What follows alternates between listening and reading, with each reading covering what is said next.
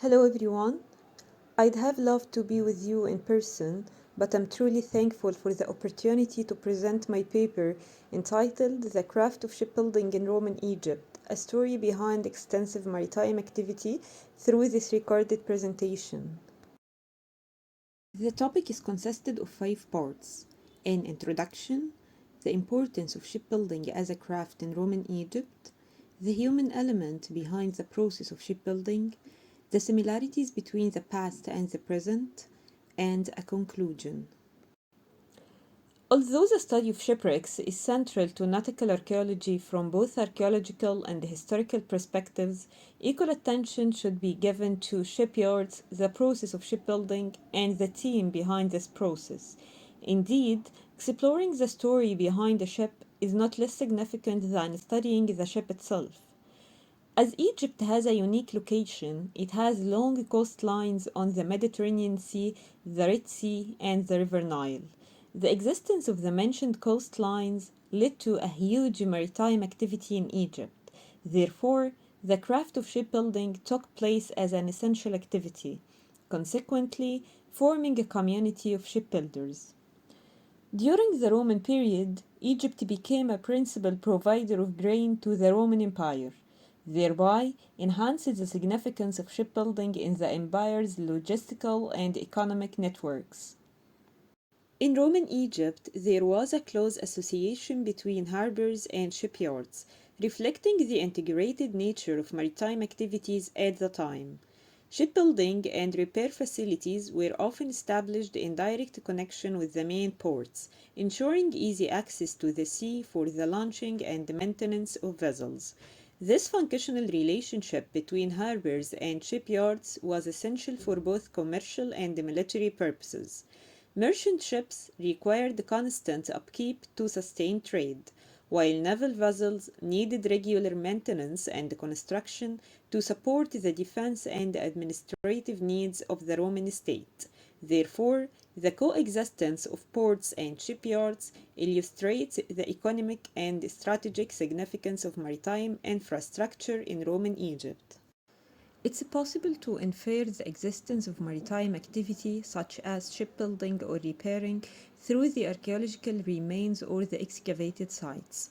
For instance, the archaeological excavation in Portus Magnus revealed the existence of docks for ship repairing. The Egyptian Red Sea coast is a particularly attractive area for maritime activity.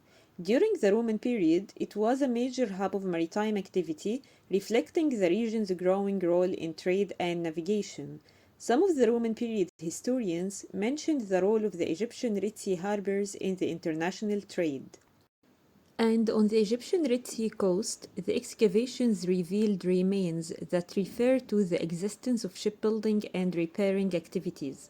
For instance, reinforcing strip and rings, and a sail fragment that found in the site of Berniki Harbor. And in the site of Maus Herms, the excavations revealed different Roman sheaves of rigging blocks dated to the second half of the 2nd century AD, and a small fragment of a Roman sail, as well as a Roman deedie with 3 holes dated to the period between the mid to late 2nd century AD, that was most likely used as a part of a pair of blocks in the shroud of a ship.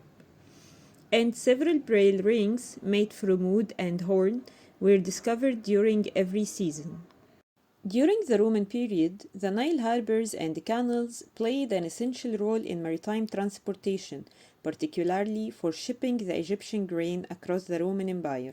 Consequently, shipyards formed an essential part of these harbors, supporting their commercial activities. Concerning the River Nile, one of the main Nile harbors during the Ptolemaic and Roman eras was Kirki Harbor. That was the nearest harbor to Philadelphia, that is located near Fayoum city, where Kirki shipyard was established. Moving from the archaeological aspect to the social aspect, as well as a lot of crafts, the craft of shipbuilding and carpentry in general took place as an important craft to be included in the vocational training that was common in Egypt, especially for poor and middle classes.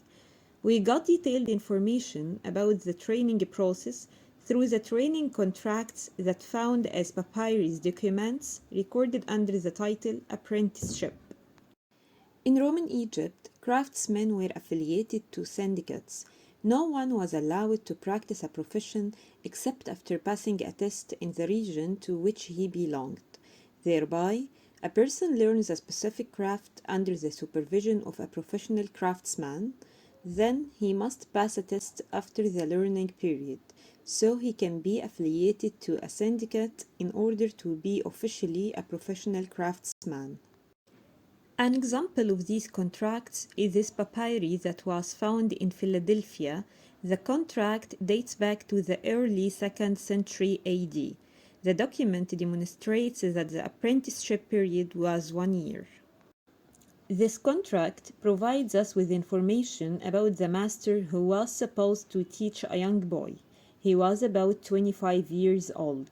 The father of the boy, his name is Didas, and he was about 42 years old, as well as the apprentice boy himself. He is the master's cousin, so Didas handed his son over his nephew for a year in order to teach him the craft. According to the contract, the master is responsible for teaching the young boy the whole craft of carpentry as he himself knows. Also, he is responsible for the apprentice boy's clothing and maintenance. And on the other hand, there was an agreement that it's not permitted to Didas to take his son away during the contract period.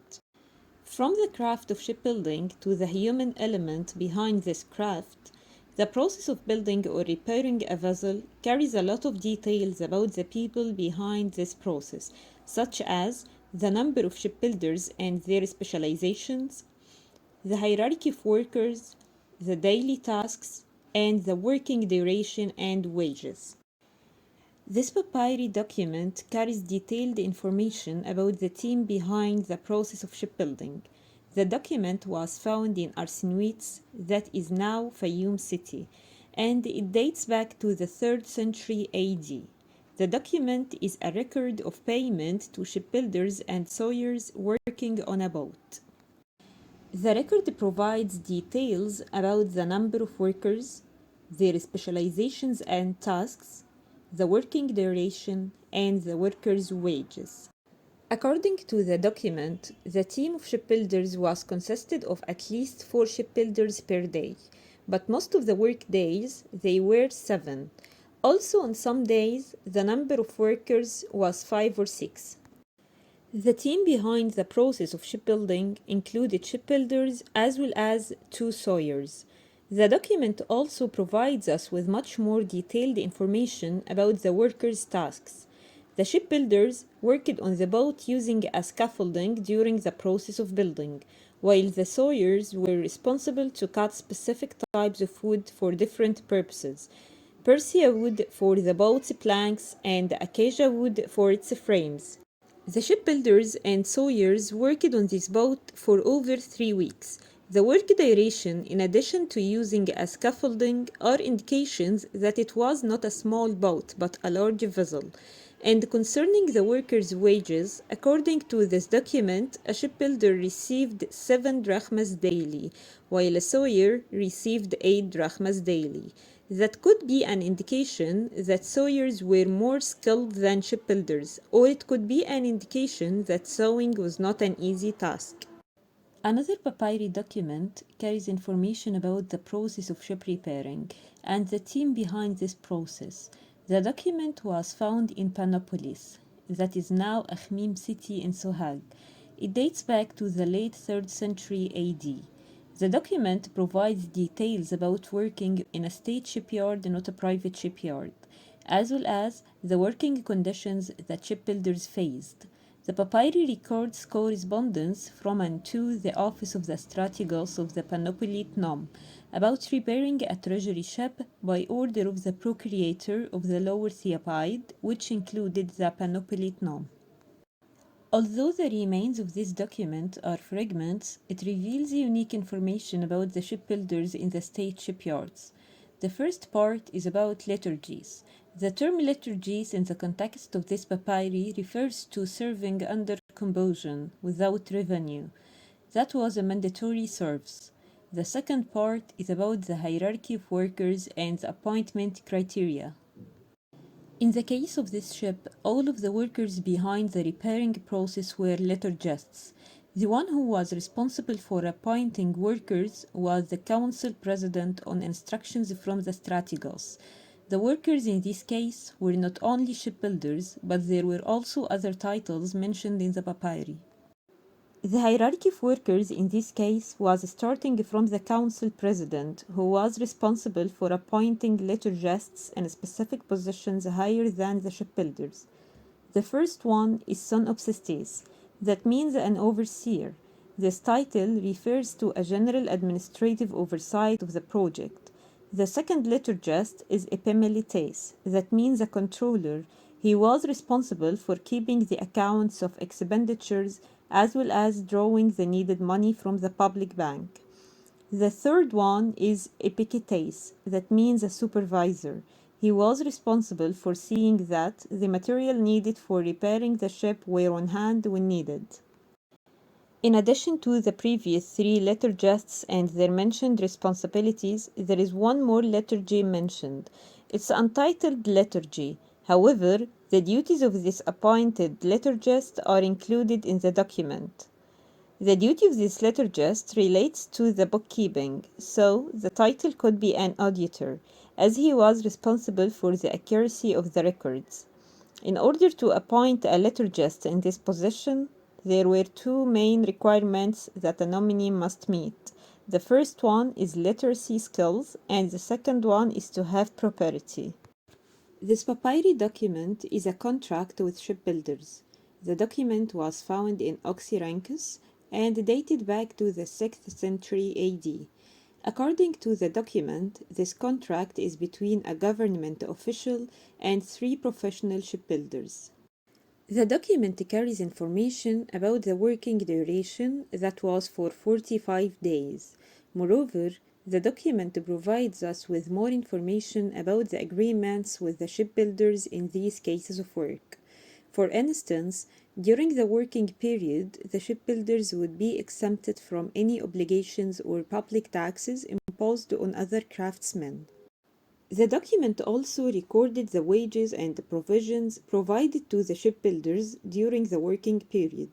Their wages for this task consisting of both monetary payment and provisions, which included 2 loaves of bread, 20 liters of meat that approximately equals 6.5 kilograms, 6 quarts of oil, and double the amount of wine. The craft of shipbuilding in Egypt demonstrates a remarkable continuity from the Roman period to the present day. This craft represents an important form of intangible cultural heritage, transmitted across generations through practice and apprenticeship. Much like in antiquity, contemporary professional shipbuilders continue to pass on their technical knowledge and traditional skills to younger generations, ensuring the preservation of this long-standing maritime craft within the Egyptian society. Here is a child observe, learn, and help at a shipyard in Alexandria. And the same scene at another shipyard in Borolus city. Children and teenagers learn and practice. At two different shipyards in two different cities and two different types of boats, we can see the same scene of a younger generation is prepared to be skilled shipbuilders. Moreover, sometimes this younger generation participates in the process of shipbuilding. Indeed, those younger learners are sons and relatives of shipyards owners and workers, as well as the mentioned case of the contract of apprenticeship. Not only the wooden boats, but also in the shipyards that specialized in the construction of iron vessels in Egypt, there is a younger generation learns the skill of constructing a vessel. In the conclusion, having a close look at the craft of shipbuilding and the community of shipbuilders reveals a lot of details that prove that studying the human element in this craft is not less important than studying the excavated sites and the archaeological remains. The community of shipbuilders is an essential part of the process of shipbuilding, as it reflects the social aspect of this craft. And finally, studying the process of shipbuilding will be complemented by revealing the story of the people behind the scene of boats and ships. Thank you for your attention.